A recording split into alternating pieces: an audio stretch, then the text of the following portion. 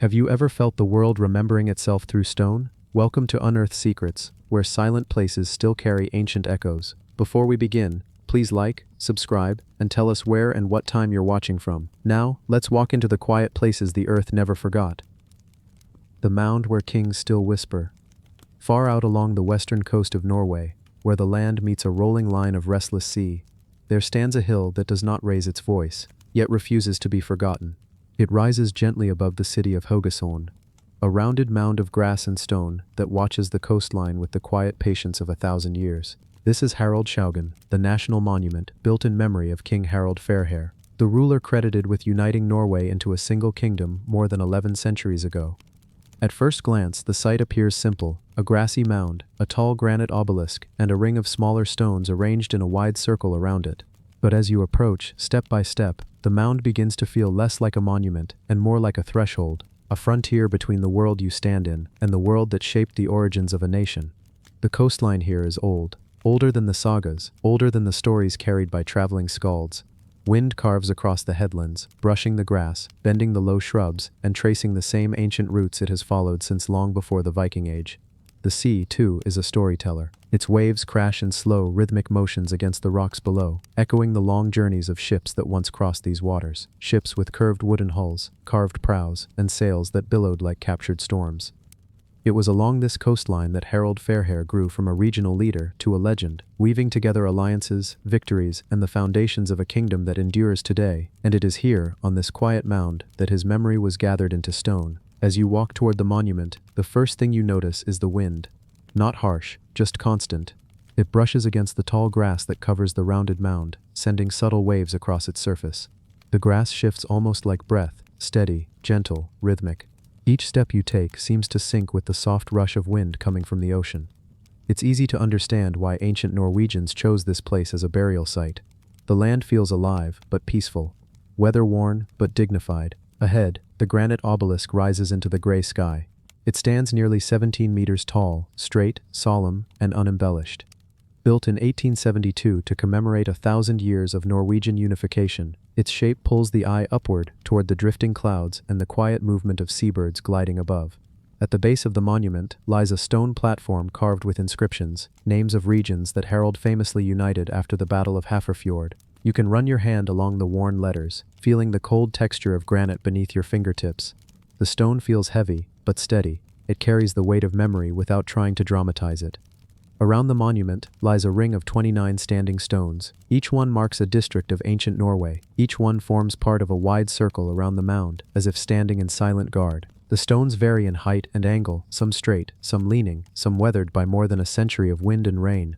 Yet all of them face inward, toward the central monument, as if acknowledging the importance of the figure buried beneath the mound. To understand Haraldshaugen, you must understand the long and winding life of the man it honors. Harald Fairhair, or Harald Harfagri in Old Norse, was born into a world of small, fragmented kingdoms. Norway in his youth was not a nation but a patchwork of rival chieftains and local dynasties, each guarding its own fjord, valley, or settlement. Harald inherited the region of Vestfold from his father, Halfdan the Black. But he inherited something else as well, the expectation of unification. According to the sagas, Harald swore not to cut or comb his hair until he unified the land under a single crown. Whether literal or symbolic, the story paints a vivid picture: a young king with uncut hair, riding across the fjords, gathering allies and battling opponents, driven by a goal no one had achieved before. His victory at Hafrsfjord, not far from Haugesund, is remembered as the turning point. There he defeated the last of the chieftains who resisted his unification efforts. The fjord, shielded by cliffs and dotted with inlets, became a landmark of Norwegian identity.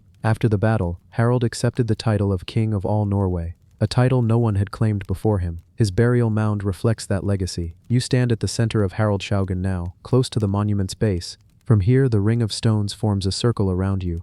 Each one feels like a quiet voice from a different part of the country. Trondelag, Hålogaland, Rogaland, and so on, gathered together in stone just as Harald once gathered them together in rule. The wind rises again, traveling across the top of the mound with a slow, resonant sweep. The grass rustles softly. Far below, the waves continue their steady rhythm. It's the kind of place where time doesn't stop, but slows, enough for the mind to sink into a gentler rhythm.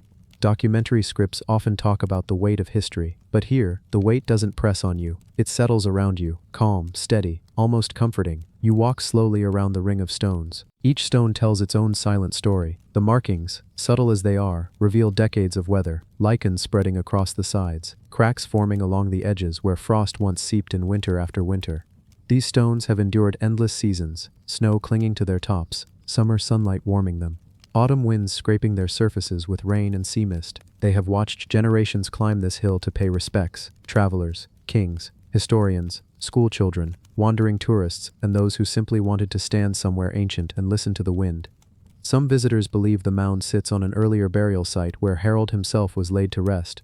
Others argue the exact burial place is uncertain. But even without certainty, Harald Haugen remains the symbolic heart of Norway's earliest unification, a national shrine to a moment when scattered territories began to imagine themselves as one land, one people. You stop beside one of the stones on the northern arc of the circle. This one leans slightly forward, its top angled inland rather than toward the sea. You place your hand upon it. The granite is cold at first, but gradually warms beneath your touch, gathering the heat of your palm into its rough surface. The sound of the sea drifts up the hill, muffled slightly by the wind, but still clear enough to serve as a steady background. You can almost picture the long ships that once sailed these waters, wooden hulls creaking, sails snapping, oars dipping in perfect unison as crews steered across fjords toward battle or trade. Harald's Norway was a maritime kingdom after all. Power flowed along the coast. Communication depended on the sea, and the sea remains close here, always visible, always present. You step away from the stone and continue walking around the mound. The path atop Harald's Haugen forms a natural circle. Visitors have walked it for decades. The earth beneath your steps feels compact, firm, shaped by the quiet repetition of countless feet. Along the western side of the mound, the wind strengthens as it rolls in from the ocean. It carries salt, the faint smell of kelp, and the deep, cool breath of the northern sea. The sky widens in this direction. Clouds drift in long horizontal bands, shifting slowly with the wind's guidance. You stop at the edge of the mound and look outward. Below, the coastline stretches like an old spine. Rocks, dark and slick, jut out into the crashing white water. Homes cluster in the distance, their rooftops gleaming faintly under the muted light. Boats drift in the harbor, a peaceful echo of the ships that once sailed under banners of war. Standing here, you understand why Harald Haugen evokes such quiet reverence. It is not loud, not dramatic, not overly grand, just a hill shaped by time, crowned with stone, listening to the wind. A monument that does not demand attention, but holds it anyway. You walk toward the obelisk again. Its surface is smoother than the ringstones, cut and shaped with intention when erected in the 19th century. You run your fingers along its edge. The granite feels slightly warmer here, shielded by the monument's height. From this angle, you can see the land slope gently down toward the sea. The view is open, vast, calm, a landscape that invites slow breaths and lingering thoughts. You take in the inscriptions on the base of the obelisk, names of regions, names of places Harald united, a list of territories that once stood apart but were brought together under a single crown. Each line carved into the stone feels like a milestone of history. You imagine the people who gathered here on the mound's inauguration in 1872. The crowds, the flags, the speeches, the sense of pride in marking 1,000 years of nationhood. But your script now is not about ceremony, it is about atmosphere. The quiet weight of time settling into stone. You step backward until you're standing at the exact center of the mound.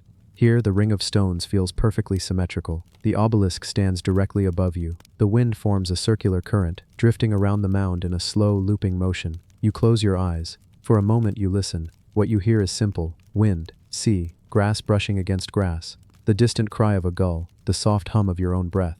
But beneath it, if you listen long enough, you may sense something quieter. Not a voice, not a whisper, just the presence of centuries settling into earth and stone. The kind of silence that does not erase the past, but holds it gently. You open your eyes. The mound stands unchanged, the stones steady, the wind constant, the sea patient. You begin walking down the slope. Each step feels soft, cushioned by damp earth and low grass. The air cools slightly as you descend. Mist gathers briefly around your ankles, then releases you as the wind shifts. Reaching the base, you turn back one more time. From down here, the mound looks almost like a natural hill, but the stones give it away, and the obelisk, and the atmosphere. You stand still for a moment, taking in the view. The documentary tone asks for clarity, detail, calm authority, and so you see, a land shaped by centuries of weather, a monument shaped by thousands of hands, a king shaped by ambition, conflict, and legacy, a nation shaped by time. You inhale, exhale, listen. The wind gathers briefly. The grass shifts as though brushing against memory. The sea continues its long conversation with the shore. It feels like the mound is saying one simple thing, not in words but in presence. History does not sleep here, it simply rests. You begin the slow walk around the base of the mound once more, this time with a different perspective. After standing on its summit, after tracing the ring of stones, and after hearing the wind move across the grass like a distant echo from centuries past, the land feels less like scenery and more like a witness. The Norwegian coast is rich with stories, but very few places condense memory, landscape, and identity as tightly as Haraldshaugen. From the outside, it is a simple monument, but up close, it is a layered timeline, one built by ancient tradition, shaped by 19th century nationalism, and preserved by generations who understood that places like this do not speak loudly, yet speak longest. As you continue along the outer path, the wind shifts direction. The breeze now comes from inland, bringing with it the faint scent of pine forests and freshwater lakes scattered across the hills behind Haugesund. The contrast between sea air and forest air feels like a bridge, two halves of Norway meeting gently in the space around the mound. Not far from where you stand now, the stone circles of earlier centuries have long since blended into the landscape. Burial mounds from the Iron Age line the region, although many lie hidden beneath farmland or forest floor. Haraldshaugen draws from that tradition, a resting place elevated above the world, crowned with a marker, surrounded by stones representing territories brought together under one rule. You pause near one of the leaning stones on the eastern arc of the circle. For a moment, the stone seems almost fragile, tilted, weather-worn, its surface lined with cracks. Yet it has stood here since 1872, enduring storm after storm, winter after winter. The people who set these stones in place did so with intention. Each stone represents an ancient district of Norway. Even their arrangement, forming a near-perfect ring around the mound, was chosen to symbolize unity. Harald's unification was not a quiet event. The sagas describe wars, alliances, marriages, betrayals, and sweeping political shifts across the fjords. But when the monument was built more than 1,000 years later, the designers chose silence. They chose peace. They chose the simple image of stones standing together, a physical circle for a political one. You continue walking. The grass here grows slightly taller, sheltered by the curve of the hill from the strongest coastal winds. Seed heads sway at knee height, their movements subtle and unhurried. Every so often, the breeze reveals glimpses of small wild flowers tucked between the blades, soft purple heathers, muted yellow blooms, and tiny white petals that look like fragments of cloud fallen to earth. Beyond the flowers, the land slopes downward gently into the outskirts of Haugesund.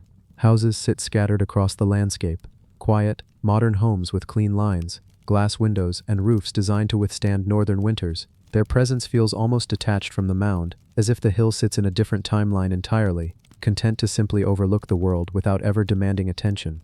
You stop near the monument's southern edge.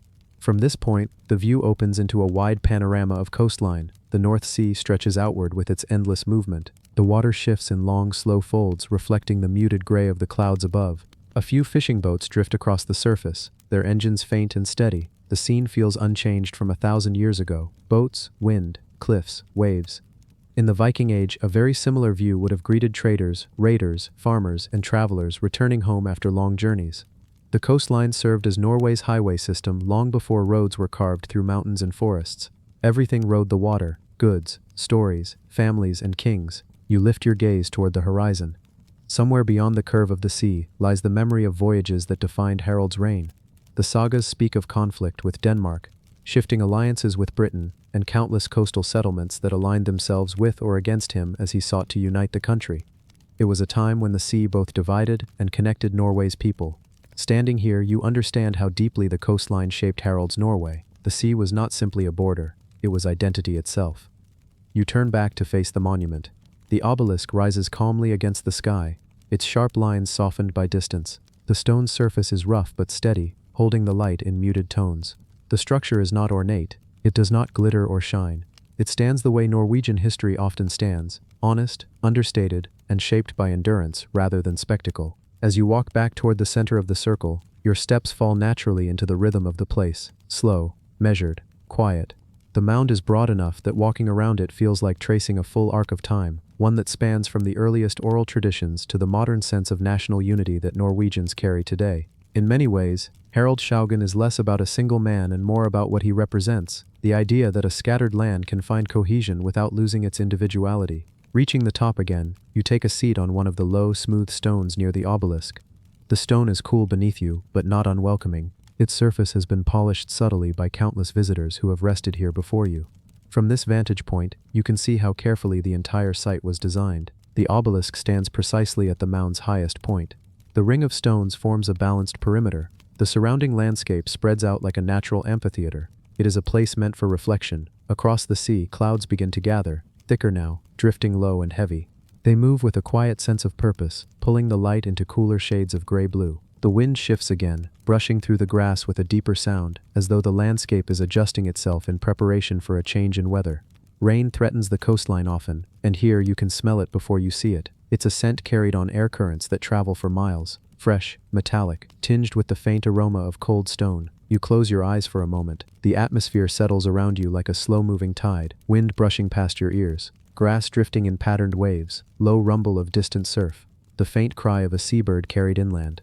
Documentary narration often highlights facts, but here, facts blend seamlessly with experience. Haraldshaugen isn't simply a monument, it's an environment that shapes its own meaning through sound, air, and open space. You open your eyes again. The first drops of rain fall across the mound, light, delicate droplets that touch your hands like cool taps of memory. They cling to the edges of the obelisk and trickle down its flat sides. The ringstones glisten with a sheen that enhances the contrast of their gray surfaces. Rain suits this place. It deepens the colors, it softens the edges, it slows movement even further. You rise to your feet and stand near the obelisk once more. From this angle you can see inscriptions carved around its base. Despite the weathering of decades, the names remain legible. Districts of ancient Norway arranged in a circular pattern around the pedestal. These inscriptions serve almost like a compass of the past, pointing toward regions that once stood divided until brought together by one lineage. But even as Haraldshaugen commemorates unity, it also respects distance. The stones do not touch one another. They stand apart but aligned, together but distinct. Much like the regions they represent, you begin descending the mound again, this time with rain gathering more steadily. Clouds thicken above you. The sky shifts into darker gradients. Strands of mist drift out from the sea and climb the slope in long wisps. Near the base, you pause beside one of the stones closest to the entrance path. This one is shorter, with a rounded top shaped by years of exposure. Rain darkens its surface, pulling out shades of deep granite beneath the usual pale gray. You place your hand on it again. It feels colder now, the rain drawing heat away from the stone. But beneath the surface, it remains steadfast, unmoved by weather or time. The stone does not offer stories, it offers presence.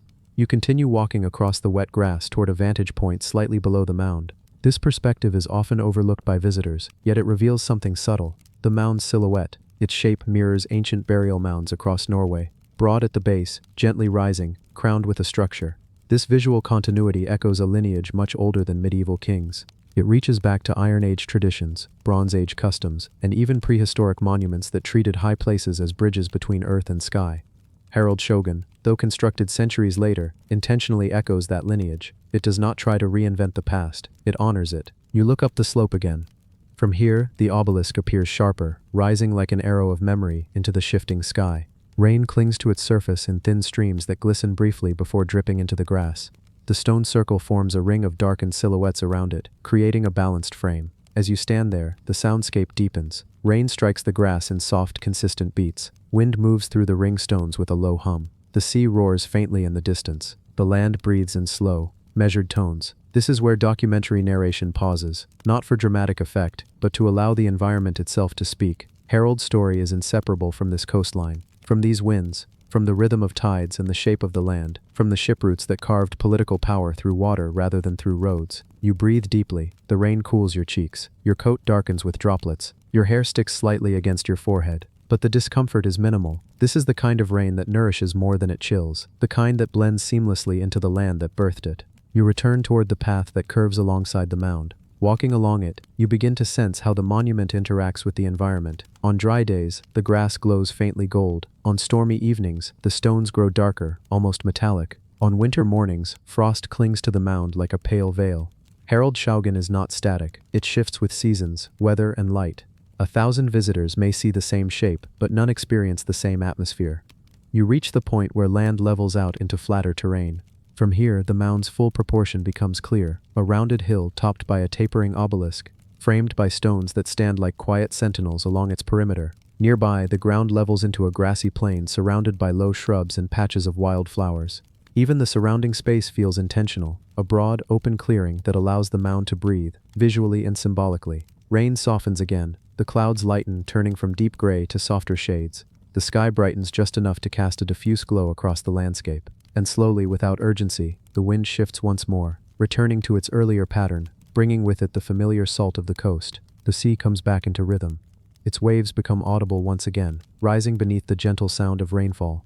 You turn toward the coastline. The ocean stretches outward, immense and timeless. Sailing routes once cut across its waters. Battles were fought along its edges. Trade flourished through its fjords. Harold's vision of Norway was built across this watery network. Standing here now, it becomes clear why the mound feels less like a burial site and more like a point of reflection. A place where geography and memory intertwine, where the foundation of a nation is rooted not just in kings and battles but in land and sea. You slowly return to the front of the mound. Most visitors ascend one final time before leaving, and so do you. The climb is gentle, familiar now. The grass brushes against your ankles. The path feels almost warm beneath the cool air. Raindrops cling to every blade of grass, reflecting small fragments of gray sky. You reach the top again. The obelisk rises above you, still, steady, unwavering. The stones form their circle, quiet, ancient in posture, symbolic in meaning. You stand there, at the center of the monument, and breathe. The documentary script now arrives at its quiet conclusion. Harald's Haugen does not seek to impress with grandeur. It does not attempt to recreate the imagery of a Viking burial. It does not dramatize the legend of Harald Fairhair. Instead, it offers something deeper, a landscape where memory rests calmly, where the beginning of a nation's story settles gently into earth and stone. A place where the wind carries history without weight, where the sea speaks without raising its voice, and where the presence of time is felt not through noise, but through the quiet persistence of the land. Standing atop the mound, with rain softening the world around you, and the sea breathing steadily below, you understand why this place remains one of Norway's most enduring symbols. History is not loud here. It does not shout. It does not demand. It simply exists, beneath your feet, within the stones, between the shifting winds. A presence carried forward not through legend alone, but through the simple act of remembering. This is the mound where kings still whisper, not in sound, but in silence. The tower carved from human silence. There is a place in Oslo where the city briefly falls away. The traffic quiets, the pathways open, and the air takes on a slower, steadier rhythm. This is Frogner Park, a public space shaped by grass, stone, and an unusual kind of quiet. At its center rises a single tower that seems to hold that quiet together. The Vigeland Monolith, 11 meters of granite carved into a dense column of human forms, spiraling upward in one continuous movement, one block, one vision. More than 100 figures, each pressed into a shape that feels both intimate and monumental. From a distance, the monolith is simply a tall, pale pillar rising above the park. But as you approach, the stone changes. It becomes a gathering, bodies climbing, leaning, reaching, a column made not of symbols but of people. Gustav Vigeland spent decades shaping the park that surrounds it, designing each sculpture as part of a larger story about human life. But the monolith was his centerpiece. It began as drawings and clay models, grew into full-scale plaster forms, and finally became a block of granite, carved by skilled stonecutters under his direction. Every figure had to be placed exactly, every limb carved with patience. Granite does not yield easily. It demands intention. The monolith's base is wide, heavy, grounded. The forms here are larger, as if carrying the weight of the column above them. Arms interlace, shoulders lean, hands support. The figures are close, almost fused by the pressure of existence. As your eyes move upward, the forms become lighter. Bodies tilt and twist, spiraling in a way that pulls the viewer's gaze along with them. The sculpture narrows, compresses, and rises into a final cluster of figures near the top, reaching, climbing, searching for something beyond the stone. But what the monolith represents is left deliberately unanswered. Vigeland offered no fixed interpretation. He didn't label his work with a single meaning. He allowed the viewer to bring their own life to the sculpture, their questions, their relationships, their sense of time. For some, the monolith is a symbol of human striving. For others, it is a reminder of community, connection, or the passage of generations. Some see struggle, others see tenderness, and many simply see humanity gathered in stone. Walk slowly around its base, and the figures shift with every angle. From one side, you might notice a small child resting against an elder's chest. From another, a pair of figures hold each other with a firm, almost protective grip. From yet another angle, limbs interlace in puzzling ways, forming patterns that feel more like a tapestry than sculpture. Vigeland's relationship to the human figure was unflinching. He captured bodies as they are, flawed, expressive, natural. He avoided idealization. The result is a monument that feels honest rather than heroic. Surrounding the monolith is a wide terrace of steps. Visitors often sit along the edges, facing the sculpture the way one might face a quiet performance. Sunlight shifts across the granite throughout the day, pulling out new details as shadows lengthen. Morning light softens the stone, evening light deepens it. Beyond the terrace, the rest of Vigilan's park extends outward in long paths and sculpted groups, families, couples, children, elders, arranged to guide the visitor along a journey before reaching the monolith. The entire park becomes a kind of slow unfolding, and the tower at its center becomes the final chapter. And yet, despite its size, the monolith does not dominate the park by force. It stands quietly, patiently, a vertical breath. Vigilan's intention was not to create a monument to one person or one event. It was to create a monument to life, the simple fact of living, with all its complexity. The monolith captures that idea in a single rising motion. Life pressing upward, life leaning on itself, life coexisting in all its forms. Look closely at the details, and the stone begins to feel almost soft. You see the curve of a back, the fold of a knee, the gentle bend of a wrist. You notice the small distances between figures, those pockets of air carved intentionally, where shadow becomes part of the sculpture. Those spaces are as important as the stone itself. They allow the monolith to breathe. Stand at the center of the terrace and look up. The column narrows, and the figures at the top seem to dissolve into light. The vertical ascent feels purposeful, like a collective gesture towards something beyond comprehension. Not religious, not symbolic in a fixed way, but human. This is why the monolith is so difficult to summarize. It refuses a single story. Instead, it offers many small ones, each told through a handhold, a clasp, a leaning form. It tells the story of childhood curiosity and the weight of age, the story of reaching toward others and the ache of separation, the story of connection in a world that rarely stands still long enough to acknowledge it. Here, in the center of Oslo, stone becomes a quiet witness to human experience. Season after season, the monolith stands unchanged as the world moves around it. As leaves fall, snow drifts, children laugh, tourists wander, and the city's rhythm pulses at its edges. The sculpture invites reflection, but not urgency. It is a piece meant to be returned to, revisited, re-seen. Each encounter reveals something new, because the viewer changes while the stone remains. Toward the end of your visit, take one last walk around the terrace. Notice how the figures at the base feel heavier than those near the top, not in weight, but in mood. Notice how the granite holds traces of countless hands, where visitors have reached out to steady themselves against the stone. Notice the silence, because the silence is not empty. It contains everything that the sculpture cannot say aloud. A quiet conversation between the viewer and the human form, between past and present, between stone and the people who stand before it. As you walk away, the monolith does not recede quickly. Its vertical line follows you, carrying with it the calm insistence that human life, in all its difficulty, beauty, and fragility, is worth remembering. This is the tower carved from human silence. Not because it avoids expression, but because it gathers all expression into one long breath of stone. The blades that silence the storm. There is a place on the Norwegian coast where the sea narrows into a quiet fjord, where the wind moves carefully, as if aware of the history carried in the shape of the land. At Hofsfjord, just outside Stavanger, 3 immense Viking swords rise from the bedrock, towering, weathered, solemn. They do not mark a battlefield. They do not celebrate a single moment of triumph. They commemorate something far rarer, the end of conflict, the beginning of unity, and the uneasy, precious peace that followed. These are Sverdin Fjöll, the swords in rock. From a distance, they look like the remnants of giants, 3 blades hammered into the stone shore, taller than any person, heavier than any single hand could lift. Their hilts are carved in the shape of ancient Viking sword guards, worn, chipped, textured like the surfaces of weapons that have seen too many battles. Yet these are not weapons. These are symbols of a kingdom emerging from chaos, of rival jarls laying down their arms, and of a moment the sagas describe with equal parts violence and transformation. To understand why these swords were planted into stone, you must travel back to the late 9th century, when Norway was a patchwork of dozens of small chiefdoms. Each valley had its own leader. Each fjord held its own laws. Alliances shifted with the tides. Raids erupted between neighbors as quickly as storms moved across the sea. Harald Fairhair, the king who would ultimately unite Norway, was merely one chieftain among many, young, ambitious, and determined to bring the land under a single rule. The Battle of Hafrsfjord changed everything, and it is here, on this quiet stretch of shoreline, that Viking history turned. When you arrive at the monument today, the first thing you notice is the water. Hafrsfjord lies open and still, its surface moving in slow lines that reflect the light in broken, shimmering strokes. The wind drifts across it gently, carrying the scent of salt, seaweed, and distant rain. Even on cold days, the fjord has a softness to it, a kind of steady rhythm that makes time feel wider. The mountains rise far beyond, sharp and gray, and between them all, these 3 swords stand anchored into a rugged outcrop of coastal stone. There is no plaque demanding attention, no grand entrance, just the towering presence of the blades and the sound of the sea. You begin walking toward them along a path worn by years of footsteps. The grass here grows in small tufts between rock formations.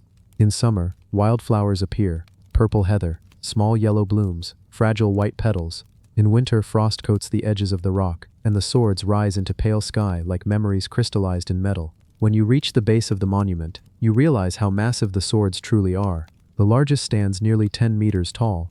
The other two are slightly shorter, angled outward like companions standing at a respectful distance. Each sword is deliberately different, one representing the king, and two representing the defeated chieftains who submitted after the battle. They were created by the sculptor Fritz Rode and unveiled by King Olav V in 1983, but their presence feels older, almost geological. The metal surface is pitted and rough. Its texture mimics iron forged in a charcoal fire, hammered repeatedly on an anvil, cooled in the water of a fjord. The hilts resemble the curved crossguards found on Viking blades from the late 800s, broad, simple forms influenced by both Scandinavian and Carolingian weapon-making traditions. Viking swords were symbols of status, carefully crafted, often handed down through generations. In the sagas, a sword wasn't merely a tool, it carried a name, a reputation, a lineage. These three swords, however, carry something deeper, not a warrior's glory, but a nation's turning point.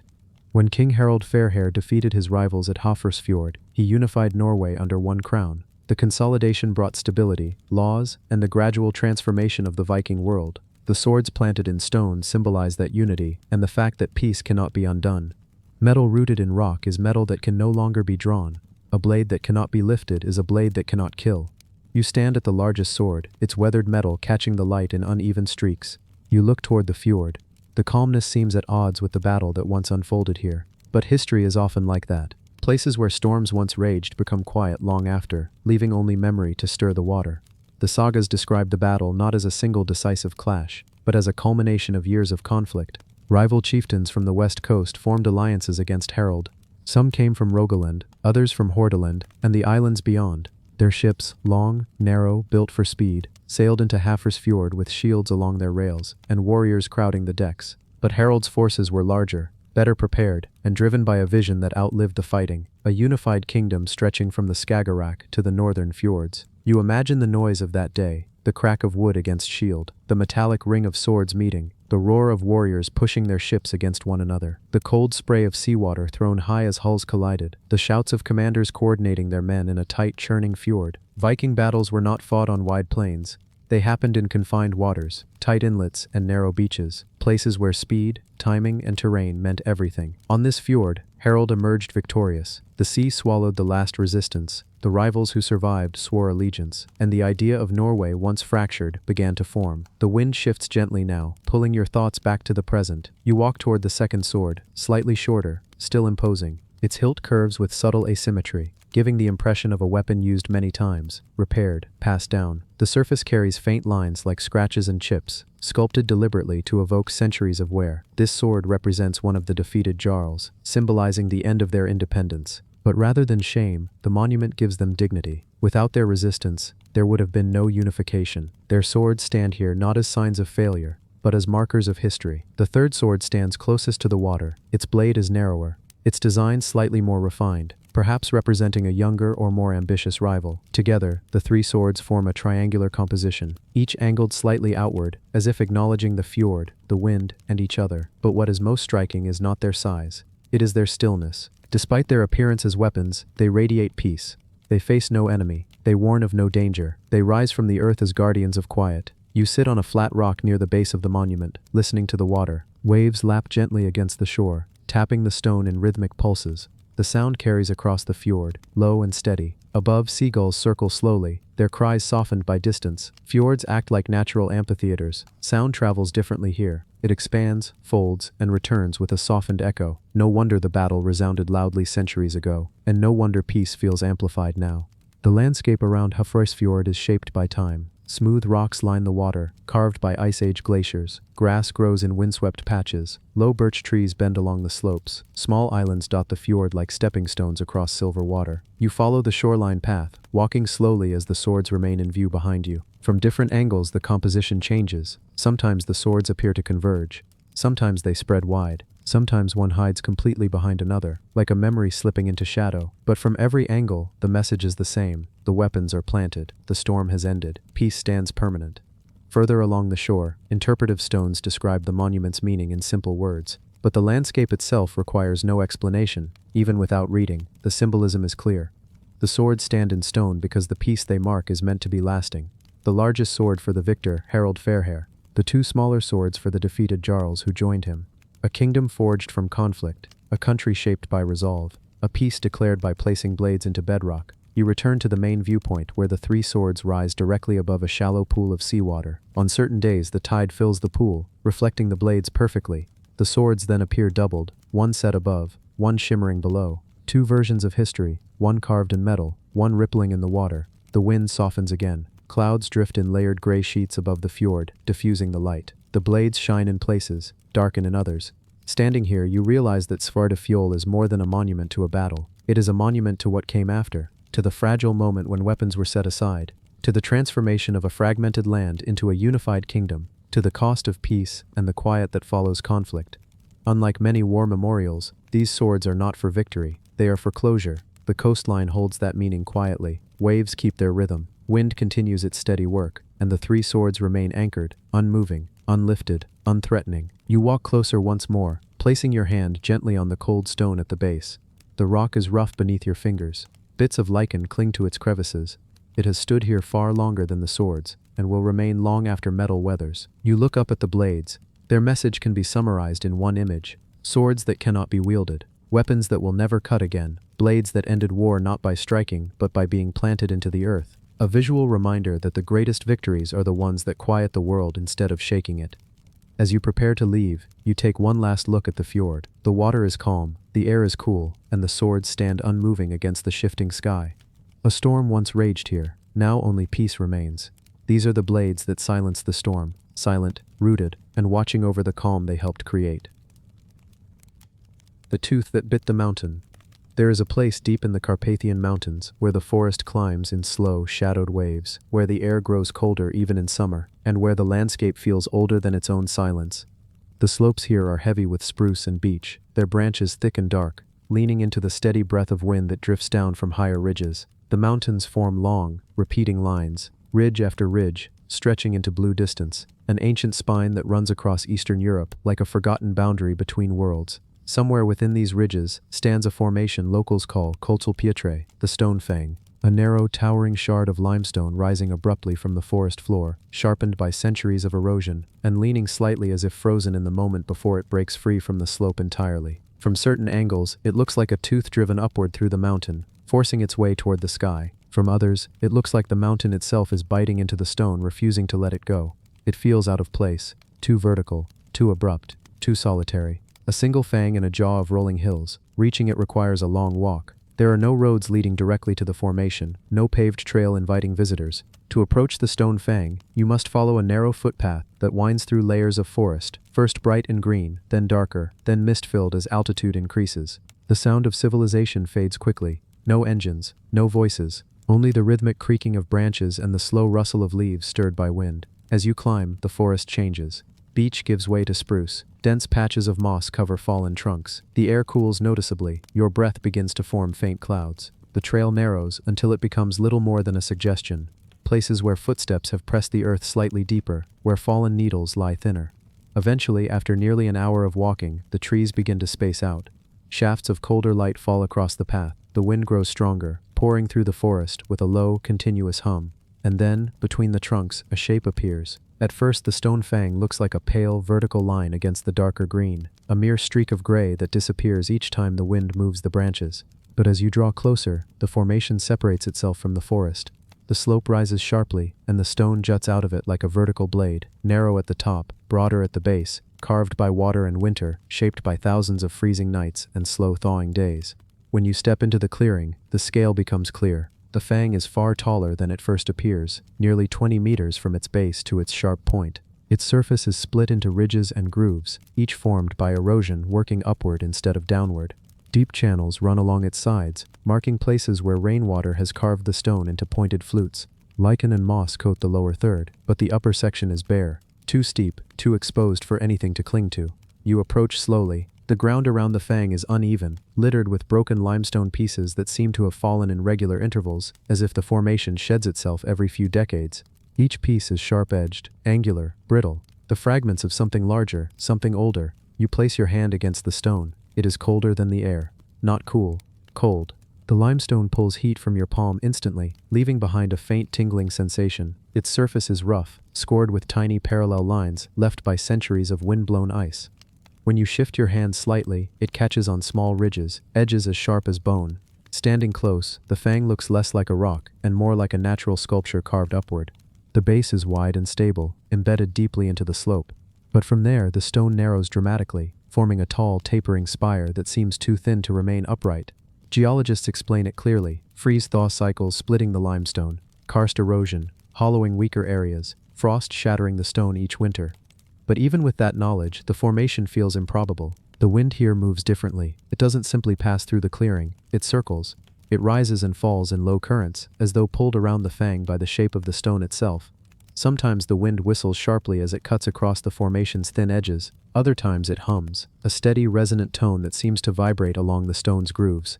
Local hikers often speak of this sound. They call it the mountain's breath, a low note that shifts with the weather, especially before storms. When dark clouds gather along the ridgelines, the fang sings, and the forest below falls quiet, as if listening. It is here, with wind swirling around the spire and light falling unevenly across the stone, that the nickname becomes clear: the tooth that bit the mountain. Because the fang doesn't simply sit in the landscape, it interrupts it. It looks like something that forced its way up from deep beneath the earth, splitting the slope as it rose. Or like something the mountain attempted to swallow but failed to fully consume, leaving behind a single stubborn tooth, sharp, pale, unyielding. You walk around the base, careful with your footing. Loose stones scatter beneath your steps. Each fragment feels brittle, cracking faintly under pressure.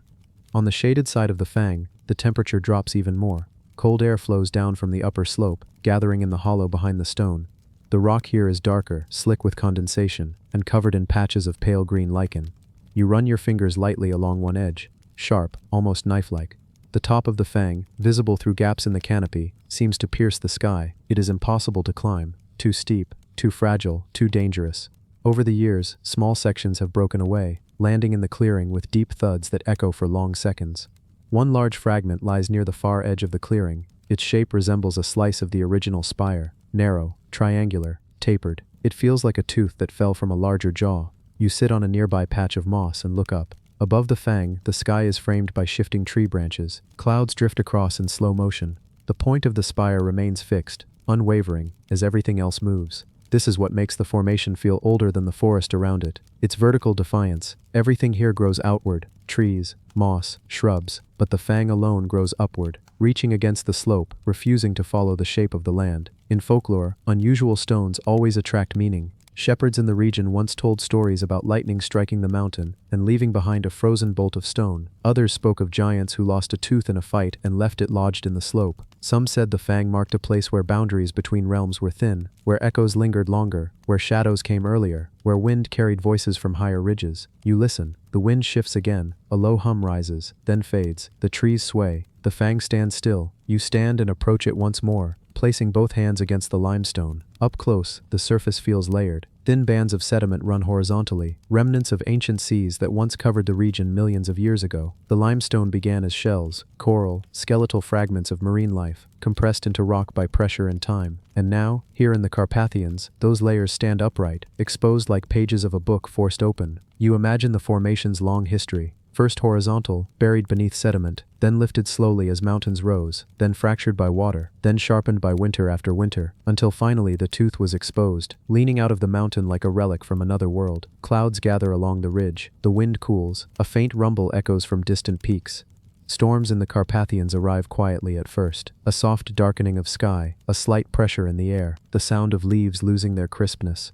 The fang responds instantly. A low tone rises along its fluted edges, like breath drawn through hollow bone. The sound deepens, shifts, wavers, then stabilizes into a narrow, resonant hum. It vibrates faintly under your palms, not enough to frighten, just enough to remind you that stone is not static. It expands and contracts with temperature, holds heat, loses heat, carries sound. The hum grows louder as the wind strengthens. You step back, watching leaves swirl across the clearing. The trees bend and straighten. The sky darkens fully. For a moment the fang resembles a blade, a chipped dagger planted in the hillside, vibrating with the breath of the coming storm. And then the first drops fall. Cold, sharp, steady. Rain darkens the limestone, spreading across its surface like ink. Channels carved by erosion fill quickly. Tiny streams of water race down the stone's grooves, splitting and rejoining. The fang seems alive, not moving, but participating. Thunder rolls across the ridges. The hum deepens and merges with the storm. The clearing becomes a place of motion. Rain falling, wind swirling, trees shuddering, and through it all, the fang stands unmoved, sharpened by the weather that shaped it, a tooth held firmly in a jaw of stone.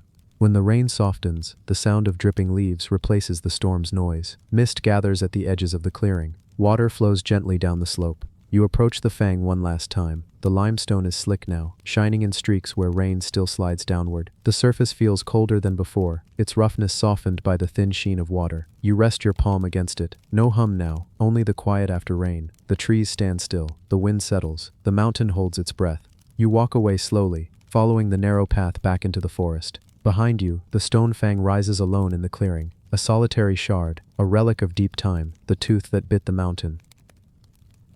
The sentinel that turned to salt. There is a silence in the Iranian desert that feels older than memory, a silence so complete, so perfectly layered into the land, that the wind itself seems reluctant to disturb it. This is the silence of the Dasht-e Kaveh, the Great Salt Desert of Iran. One of the most unusual landscapes on Earth. It is a place where heat bends the air into trembling mirrors, where the ground cracks open into white polygons, and where the horizon appears to float as though detached from the world below. In this enormous expanse where ancient seas dried and vanished long ago, there stands a solitary figure of stone and crystallized salt, a tall, irregular pillar, part natural formation, part erosion, part the long patience of time. Locals sometimes call it Pasbana Namak, the salt guardian. Others call it simply the sentinel. From afar, the shape resembles a robed figure frozen in place, as if watching the desert it once crossed. The way the salt has formed makes it look almost human, shoulders raised, head slightly tilted, arms pressed close to the body. As you approach, the illusion shifts with the light, but the feeling of presence remains. It stands alone on a flat white plain, surrounded by nothing but salt flats and distant ridges. No one knows exactly when the formation took its current shape, but everyone who reaches it agrees. It feels like it remembers something. The journey to the sentinel begins far from the salt flats, on the outer edges of the desert, where scattered shrubs still cling to what little moisture survives beneath the sand. The ground is uneven here, dust, gravel, low ridges shaped by centuries of wind. The air carries faint scents of earth, minerals, and the dry breath of distant mountains. You travel deeper, vegetation thins, the trail becomes pale, almost ghost-like, and the heat increases in subtle but relentless waves. The desert floor takes on a strange texture, smooth in places, cracked in others, and sometimes covered in a thin crust that crunches beneath your feet. The crunch is not like stepping on sand. It is crisp, like breaking a delicate layer of ice. The salt beneath the surface is rigid, and each step sends tiny fractures outward. Ahead, the land begins to change again. You notice patches of shimmering white, salt lakes that evaporated only weeks or months earlier. The surfaces of these dried pools form geometric patterns, each shaped by the cycles of heat and cooling. Some look like shattered pottery, others resemble scales, and some form perfect hexagons, repeating across the ground like ancient tiles. The deeper you walk, the brighter the world becomes. Sunlight reflects off the salt in blinding sheets, turning the desert into a mirror. Every surface shines with a pale glow. Shadows become sharp and precise, cutting across the ground like black arrows. In the distance, heat distortions twist the horizon into wavering lines. And then, through the glare, the sentinel appears. At first, it is only a hint of verticality, a thin, upright shape rising from the gleaming white plain. But as you move closer, the form becomes clearer. It is taller than expected, nearly 3 meters in height. Its base widens like the hem of a cloak, half buried in salt. The upper portion narrows into a rounded crest, hunched slightly, like a figure leaning into the wind. You step onto a section of salt crust that cracks but holds your weight. You walk closer still, until the formation stands only a few meters ahead. Up close, the surface is astonishing. The entire structure is made of layered salt and sandstone. Bands of earth-toned sediment alternate with bright crystalline sections of pure salt. Some layers sparkle in the sunlight, scattering tiny reflections across the ground. Others are opaque and rough, eroded into deep grooves. The sentinel's cloak is a sheet of crystallized salt that drapes downward in thick folds. Hours of sunlight have turned some sections smooth and glass-like. Other areas are rough, etched by wind, carrying grains of sand sharp enough to carve patterns over decades. Fine cracks run down the salt sheets like veins, delicate, branching networks created by endless cycles of heating, cooling, and wind. You raise your hand to touch the salt. It is warm at first, absorbing sunlight, then cooler beneath the surface. Your palm leaves a faint smudge, a tiny brushing of white powder. You walk slowly around the sentinel. On the far side, the wind has sculpted the formation into ridges and hollows. One side looks almost like a face, no eyes, no mouth, but the suggestion of features shaped by shadow. It is this side that gives the formation its human appearance, especially at sunrise and sunset when the low light draws a profile against the desert. You sit at a small patch of compacted salt, resting in the shade cast by the stone. Even here in the shadow, the heat lingers. It radiates from the ground, from the air, from the stone. But the silence feels different, as if the sentinel absorbs some of it. To understand why salt formations like this exist, you have to imagine an ocean, a shallow, ancient sea that once spread across what is now central Iran. Millions of years ago, water covered the region, depositing layers of minerals with every tide. When the climate changed and the sea slowly dried, it left behind vast sheets of salt and sediment. Over time, tectonic forces raised some of these layers into ridges and low ranges. Wind and water sculpted the exposed sections. Winter freezes, desert storms, heat waves, all contributed to the slow shaping of the landscape. Salt is resilient, yet fragile, hard yet easily broken. It grows and recedes with moisture. It cracks under heat. It absorbs and reflects light. And somehow, in this complex environment of cycles and pressures, one formation survived long enough to become a landmark, the sentinel. You close your eyes briefly. The sound of wind slipping across the salt flats is soft but constant, a long whisper, moving from ridge to ridge. Every so often, the crust beneath the formation pops as expanding air breaks through thin layers. Far away, a low rumble echoes across the desert, perhaps from shifting stones or a distant dune collapsing under heat. When you open your eyes again, the horizon looks clearer. The heat shimmer fades slightly, revealing distant mountain silhouettes, dark, jagged outlines against a bleached sky. You stand and walk toward the sentinel once more, touching the stone lightly. This time, you concentrate on the textures. There is the smoothness of old salt, the sharpness of newer crystals, the rough, grainy feel of sandstone inside the core, the thin, almost blade-like edges where wind erosion carved the stone into folds. Some sections seem fragile enough to crumble with a touch. Others look immovable, fused by time. The contrast feels symbolic, the balance between endurance and impermanence. You step back again, observing the way the sentinel casts its shadow. In the afternoon light, the shadow stretches long across the ground, thin, straight, and surprisingly sharp. The edges of the shadow are defined as if carved by a blade. Light reflects intensely around it, making the silhouette look darker than it should. This is when the formation appears most lifelike, like a tall figure watching the desert, like someone waiting, like someone who remembers a sea long gone. You walk around the base again, pausing at the side where the layers of salt are most exposed. Under the sunlight, individual crystals catch the light, some clear, some milky, some almost golden. The crystals form interlocking patterns, like frozen lace. As the sun moves lower, the salt begins to change color. The white brightens, then softens into pale gold. The shadows deepen, the edges sharpen. Sunset approaches, the sky shifts from harsh blue to amber. The mountains darken into silhouettes. The desert cools slowly. Salt retains heat for a long time. You can feel it radiating upward. The wind picks up again, stronger now, carrying hints of evening chill. It whistles faintly as it passes the narrow edges of the fang. The sound is almost like breath. You sit again, letting the cooling desert air gather around you. As the light dims, the sentinel becomes even more striking. Its edges stand out sharply against the orange sky. The colors fade into grays and soft whites. The desert becomes quiet, almost perfectly silent. You look at the formation one last time. It stands unchanged, unmoved, a solitary relic of a vanished sea. The sand shifts, the wind settles, and the sentinel remains, remembering tides no one alive has ever seen, guarding the silence of a desert that once carried waves. This is the sentinel that turned to salt, a watcher shaped by time, a monument carved by absence, a standing memory of a world erased. The crown that watched the volcano. There is a place in the highlands of Indonesia where the earth seems to breathe, where the air carries the scent of sulfur and wet stone, and where the horizon is crowned not by clouds, but by the dark, broken silhouette of ancient volcanic rims.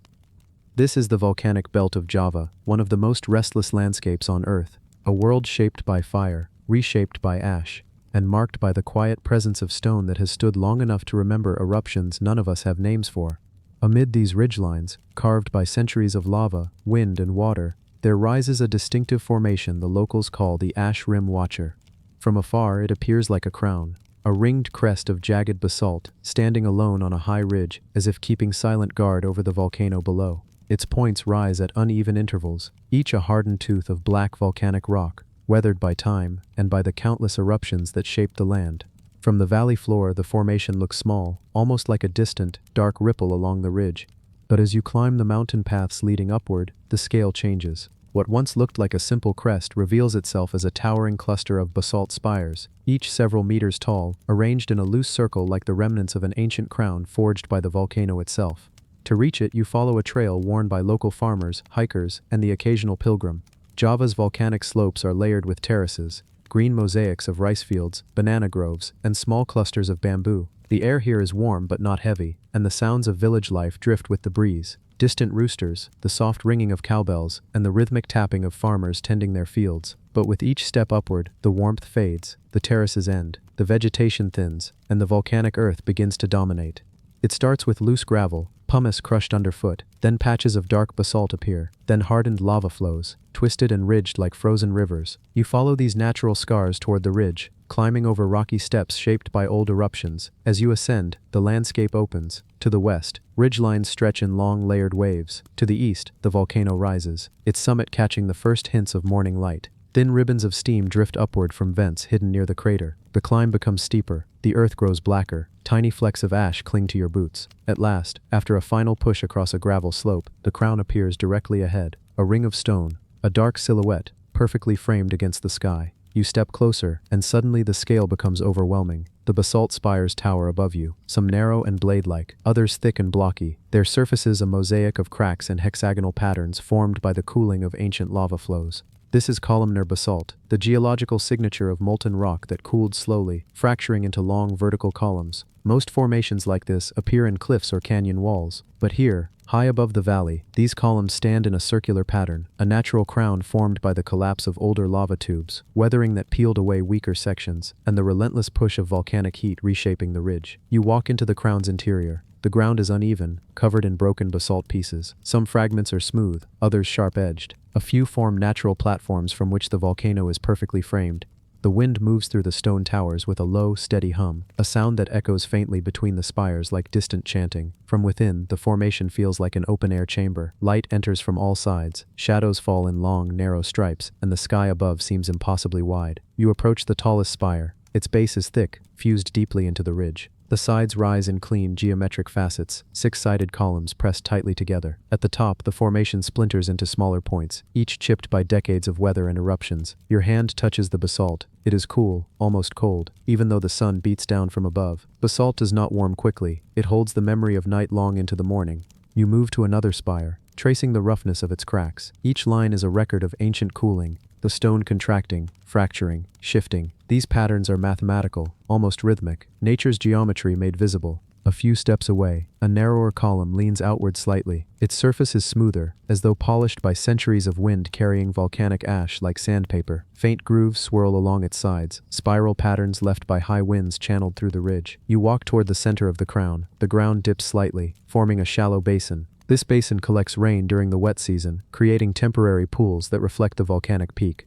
Locals say that when water gathers here, the crown becomes a mirror, the watcher reflecting the watched. In the dry season, however, the basin is empty. Fine ash coats the surface in thin layers, and occasional footprints show where animals pass through at night. You sit on one of the low basalt blocks, letting your breath settle. In front of you, the volcano dominates the view. Its slopes stretch downward in sweeping curves, dark with ash and hardened lava. Thin plumes of steam rise from vents near its summit. The crater edge is rugged, broken, as if each eruption has bitten into its shape. The volcano has erupted many times, sometimes gently, sometimes violently, but always the crown has remained. It has watched eruptions unfold, watched ash clouds bloom, watched rivers of lava carve new paths, watched the land recover. It is a witness, a sentinel on the rim of a world still in motion. The wind shifts, carrying the faint scent of sulfur. A low rumble murmurs deep within the mountain. Not an eruption, just the quiet shifting of molten rock far below.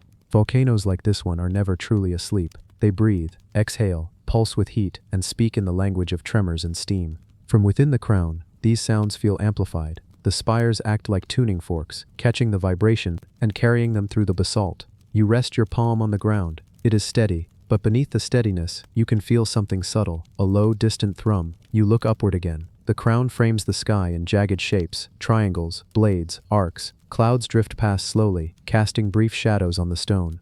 As the light changes, different spires glow at different angles. The basalt catches sunlight along its edges, turning the spires into silhouettes with outlines of gold. You stand and walk toward a gap between two of the tallest towers.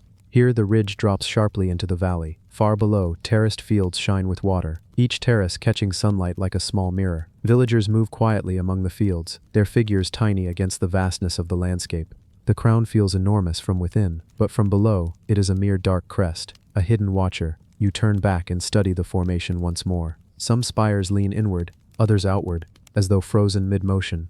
The crown is imperfect, rugged, uneven, but that is what gives it life. If it were symmetrical, it would feel constructed, but it was shaped by erosion, by chance, by ancient forces that cared nothing for design, and yet created something that feels imbued with intention. You step carefully across the uneven floor of the crown. Shards of basalt crack underfoot. The air grows cooler as clouds drift overhead. The light dims, and the volcano's shadow stretches across the ridge. A breeze rises suddenly, strong enough to push dust upward from the ground. The wind threads between the spires, creating a chorus of low tones. For a moment it sounds like breath, deep, patient breath. Some visitors say the crown sings when the wind reaches the right angle. Others say the stone whispers, the sound of air passing through cracks carved by ancient heat. The locals speak of it differently. They say the crown listens, that it has listened for centuries, that it knows the sound of every eruption, that it recognizes the rhythm of the mountain. Legends say the crown was once much larger, a full volcanic rim encircling an ancient crater, but over time, eruptions shattered most of it, leaving behind the strongest pieces, the teeth of the volcano. The surviving spires mark the highest point of the old rim, a place where molten lava once cooled in perfect columns. But legends speak more poetically. They say a guardian once watched the volcano, a spirit of stone who kept the villages safe by listening to the mountain's pulse. When the guardian was no longer needed, he turned to stone, leaving behind the crown as a reminder of his vigil. You look around the spires now, and the legend feels strangely fitting. The crown feels like a seat of watching, a place for listening, rather than speaking. The day grows late. The sun sinks low behind the ridgeline. Light becomes warm, then amber, then gold. Shadows of the spires lengthen across the ridge, stretching toward the volcano in long, delicate lines. The basalt glows a deep orange along its edges. Each spire seems lit from within. The crown becomes a dark silhouette against the sky, a jagged halo. You sit once more, feeling the cool evening wind gather strength. The volcano stands silent, its plume of steam glowing faintly in the last light of sunset. Soon the temperature drops quickly. Volcanic slopes lose heat fast after dark. The air thins. Cold winds sweep along the ridge, whistling through the spires. Night insects begin their quiet chorus. The crown becomes even quieter, its edges merging with the dark. The volcano glows faintly under the rising moon, its slopes silvered, its shadows deep. The basalt beneath your feet cools rapidly, turning the stones colder than the air. You stand one last time. The crown surrounds you. Still, patient, its spires leaning subtly, like old guardians. You walk through a narrow gap between two towers. The ridge opens again before you. Below, the valley glimmers with scattered lights from distant houses. From here, the volcano looks peaceful, but the crown knows better. It has watched the mountain for centuries. Eruptions come and go. Ash falls. Lava flows. Forests burn and return. But the crown remains, weathered, scarred, faithful, a witness of fire, a keeper of silence. The crown that watched the volcano,